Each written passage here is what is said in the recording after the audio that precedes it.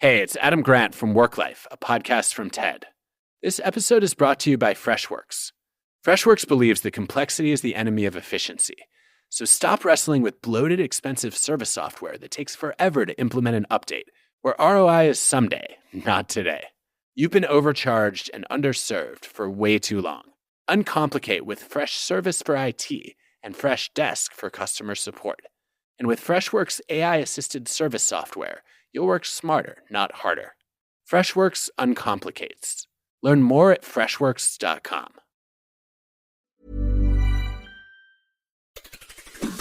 On today's Smart 7, Trump and Starmer meet in Scotland, aid begins to flow into Gaza, and much more. It's Tuesday 29th of July, it's International Tiger Day, and happy birthday, Joey Essex.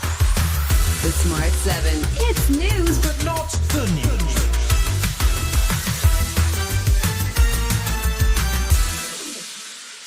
Donald Trump continued his stay in Scotland on Monday, which led to the slightly odd spectacle of UK Prime Minister Keir Starmer being welcomed on UK soil by the US President. The two men discussed trade, Gaza, Ukraine, and presumably golf, and the rapport that Starmer has established with Trump seemed to hold up reasonably well. There was a moment when Trump was asked about London and he began to criticise Mayor Sadiq Khan, but Starmer interjected to say, "He's a friend of mine." Talk also turned to Trump's official state visit in September, and the PM was busy talking up how special it will be. This is an unprecedented and very special state visit. This has never been done before. There'll be many elements of it that have never been seen before, so this is going to be a historic occasion, and we're all very much looking forward to it. Trump largely stayed on message, although he did at one point suggest Scotland should get most of the benefits of the new US-UK trade deal and promoted his two golf clubs. Things went somewhat off the rails when he was asked about Jeffrey Epstein and clearly couldn't settle on the appropriate tone for his response. And by the way, I never went to the island, and Bill Clinton went there supposedly 28 times. I never had the privilege of going to his island, and I did turn it down.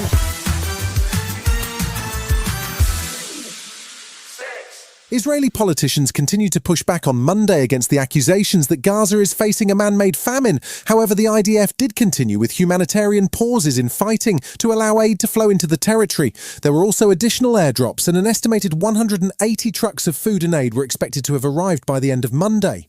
Tom Fletcher is the UN's aid chief, and he says that while it's good that aid is starting to flow, the crisis remains very real. It's the beginning, but the next few days are really make or break. We need to deliver at a much, much greater scale. We need vast amounts of aid going in much faster. Even Donald Trump conceded that there is starvation in Gaza, and the UK's Secretary of State for Business and Trade, Jonathan Reynolds, says it's important to use the international pressure to make a real difference. We've got to use this as a galvanising moment towards a proper peace process, a proper settlement, to say we will not tolerate the kind of suffering we are seeing, but we don't just want to stop that for the short term, we want that ended.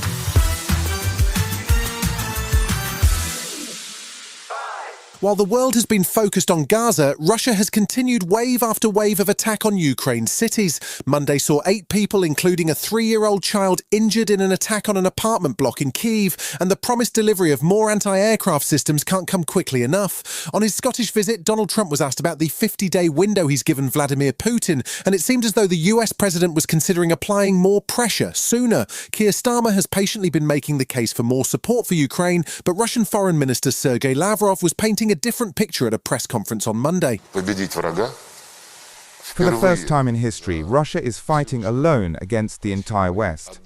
In World War I and World War II, we had allies. Now, we have no allies on the battlefield. That means we must rely solely on ourselves.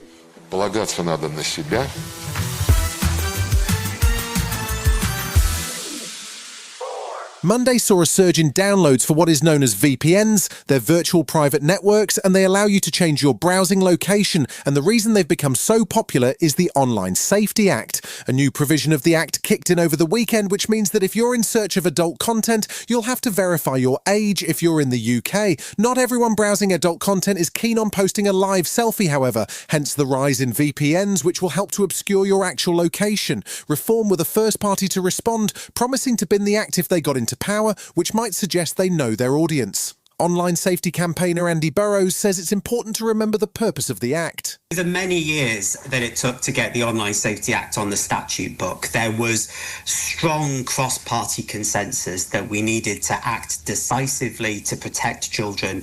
Now, if Nigel Farage wants to break down that cross-party consensus, it would be really deeply regrettable. Still to come on today's Smart 7 in association with Metro, there's a new Avatar movie on the way, and the Lionesses get a warm welcome home. Right after this. Did you know Tide has been upgraded to provide an even better clean in cold water?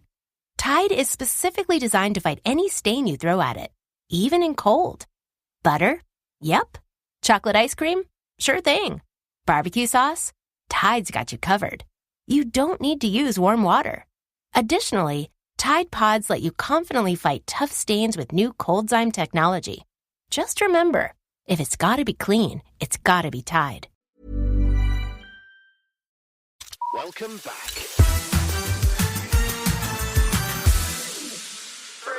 England's Lionesses battled through Euro 2025 to emerge victorious and retain their crown, but nothing's been easy for Sarina Wiegman's team. Stats show they only led for 4.5 minutes across the entire tournament, but pure grit and team spirit got them through 2 penalty shootouts and to the winner's podium. They arrived back on Monday, but the bad news is there won't be a bank holiday to celebrate their victory, although there was a formal reception at 10 Downing Street and there will be an official event on Tuesday including a possible audience with the royal family.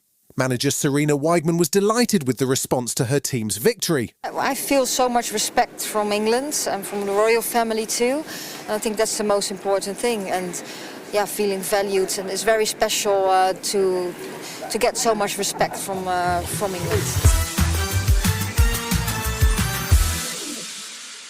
Elle Fanning is busy these days. She's just finished filming Predator Badlands, in which she plays a truncated humanoid robot. And next up, she's set for the Hunger Games prequel. It's called Sunrise on the Reaping, and Ella has been cast as Elizabeth Banks' character Effie Trinket. She joins Jesse Plemons, who is playing Philip Seymour Hoffman's character Plutarch Heavensby, and both actors were in part selected by fans of the movies. Elle says she's getting involved in the production of the new movie and is hoping she can live up to expectations. We haven't filmed yet, but we're still coming up with things. I've been talking to, try to get it just right, especially for the fans of that as well. She's my favorite character when I watch those films, and I think that's really because of Elizabeth Banks and how great she is. It's been a minute since we last had an Avatar movie, but the third one is on the way. Director James Cameron has promised 5 movies in total, and the new one is called Avatar: Fire and Ash. It brings back Zoe Saldana and Sam Worthington, and this movie sees the blue-skinned Na'vi fighting large-scale battles on their home planet of Pandora. The cast also includes Sigourney Weaver, Giovanni Ribisi, and Kate Winslet. It's due to hit cinemas just before Christmas. You cannot live like this, baby. In hate. If there is something you can do, then you must do it. And we will find another way. You've been listening to The Smart 7. We'll be back tomorrow at 7 a.m. Hit that follow button and have a great day. Give us 7 minutes and we'll give you the world. Have you ever wiped with a piece of dry, single-ply toilet paper and wondered, is this as good as it gets? Well, it's not. It gets a lot better thanks to the wet, extra-large cleaning power of Dude Wipes. They comfortably clean up whatever TP leaves behind on your behind. It's time to stop being an a-hole to your b-hole and start experiencing the confident clean of Dude Wipes. Available at Amazon and at major retailers nationwide. Dude Wipes. Best clean, pants down.